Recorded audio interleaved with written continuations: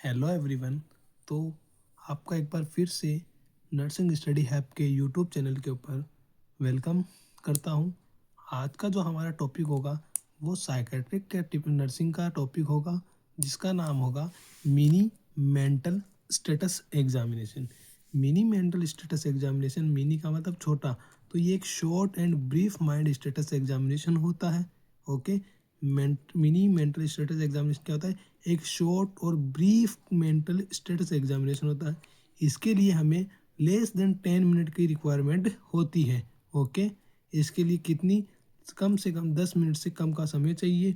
और ये फॉल्स्टेन के द्वारा 1975 के अंदर इसको डिस्कवरी या फिर इसको इंट्रोड्यूस किया गया था, जिस कारण इसे हम फॉल्स्टेन मिनी मेंटल स्टेटस या फिर फॉल्टेन स्टेटस एग्जामिनेशन भी कहते हैं।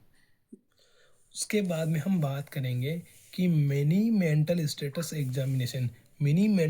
एग्जामिनेशन का पर्पज क्या होता है, इसका उद्देश्य क्या होता है, इसको क्यों यूज किया जाता है। तो इसका यूज किया जाता है कोग्निटिव इम्पेयरमेंट या फिर इंटेलेक्चुअल इम्पेयरमेंट, मतलब कि कोई भी एमआर वगैरह मेंटली इल है, मेंटली रिटार्ड है, वह कोई नई नई चीज़ें सीख नहीं पा रहा है, उसके लिए किसका यूज करते हैं अपन?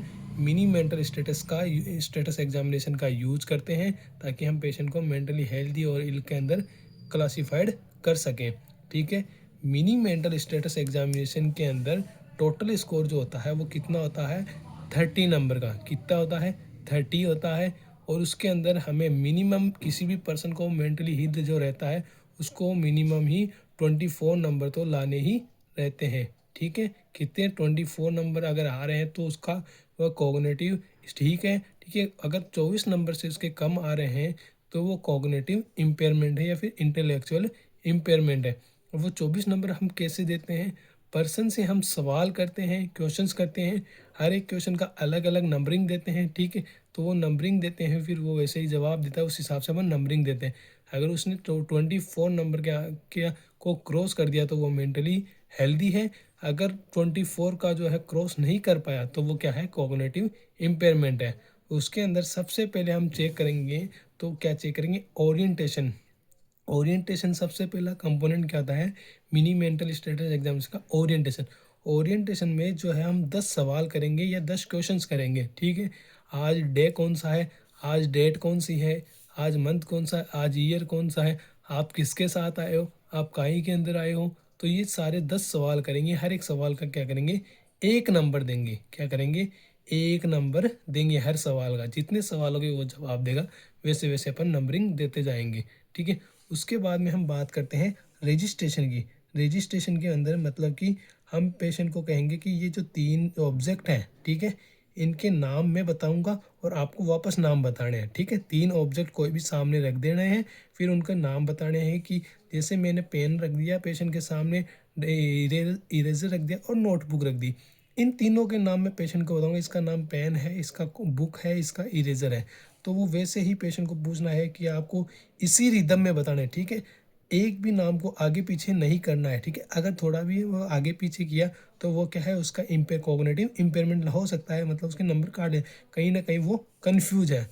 उसके बाद में हम क्या करेंगे? पेशेंट का अटेंशन और कंसंट्रेशन करेंगे। मतलब कि 5 नंबर, 5 क्वेश्चन, 5 बार कोई सवाल पूछेंगे। कोई भी डिजिट स्पान करेंगे। डिजिट स्पान मतलब कि नंबरिंग से रिलेटेड करेंगे। नंबरिंग से रिलेटेड मतलब कि कोई भी नंबर दे दिया मैंने, जैसे 85 नंबर दे दिया, या तो मैं इसको घटा सकता हूँ या फिर उसको बढ़ा सकता हूँ। या तो 85 नंबर मैंने दे दिया तो या तो इसमें से मैं कम कर दूंगा कि भाई आपको 85 में से 5 कम करो तो 80, फिर उसमें से वापस 5 कम करो 75, फिर वापस कहाँ 5 कम करो।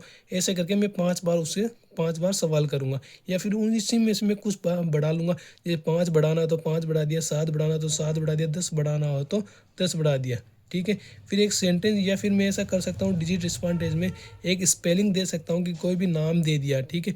अब आप इस सेंटेंस को आप वापस उल्टा बोलिए। ठीक है। ये चीज़ हो जाएगा, लेकिन इसके लिए पर्सन को एजुकेट होना चाहिए। ठीक है। इसमें एजुकेशन लेवल इफेक्ट होता है। फिर अपन करेंगे रिकॉल। रिकॉल क्या करेंगे? जो अपन ये इस डिजिट स्पान टेस्ट से पहले जो नंबरिंग घटवाई है या बढ़वाई है या फिर सेंटेंस बुलवाया है, उससे पहले जो अपन ने 3 नाम बुलवाए थे, तो पेशेंट को बोलना है कि आप वो 3 नाम एक बार फिर दोबारा बोलो। उन तीनों को अगर वो बोल देता है, तीनों को बोल देता है तो 3 नंबर, 2 को बोलता है तो 2 नंबर, 1 को बोलता है तो 1 नंबर, ठीक है? फिर उसके बाद में हम बात करेंगे लैंग्वेज के बारे में। लैंग्वेज के बारे में यही है कि किसी भी जो डेली रूटीन में काम आने वाली चीज़ों के 2 चीज़ों के नाम पूछना है, ठीक है? फिर एक सेंटेंस देना है, उस सेंटेंस को पढ़वाना है, एक सेंटेंस देना है, उसको लिखवाना है। फिर एक कोई भी मतलब रीड या एक कोट दे सकते हैं, मतलब कि जो हम पढ़ते हैं कि मतलब कि कि उठो और हाथ दो, ये क्या हुआ? रीड एंड ओबे, मतलब कि पढ़ो और उसके ऊपर कमांड करो। अगर वो पढ़कर और कमांड कर लेता है और उसको फॉलो कर लेता है तो भी अपन को 1 नंबर देने हैं। फिर 3 स्टेज कमांड, लास्ट में क्या आएगा? 3 स्टेज कमांड, मतलब कि 3 स्टेज, एक साथ 3 चीज़ें उसको करवानी रहती है। जैसे कि वो अगर सामने चेयर पर बैठा है तो उसे कह रहा है खड़े हो, ठीक है, कुर्सी साइड करो और उधर जाओ। तो ये 3 चीज़ें हुई, तो तीनों एक साथ करवानी, 3 स्टेज कमांड। फिर लास्ट में आता है पेंटागोन स्ट्रक्चर। पेंटागोन का मतलब कि 5 कोण वाली जो है स्ट्रक्चर अपन को बनानी है। 5 एंगल होने चाहिए किसी स्ट्रक्चर में, जैसे इसका और इसका बना हुआ है, ठीक है?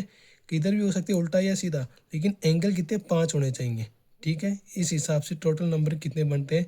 30 नंबर बनते हैं। 30 में से मिनिमम 24 नंबर लाने रहते हैं। अगर 24 नंबर नहीं ला पाया कोई भी पर्सन, तो वो क्या है? मेंटली या फिर कॉग्निटिव इम्पेयरमेंट है। Okay, thanking you.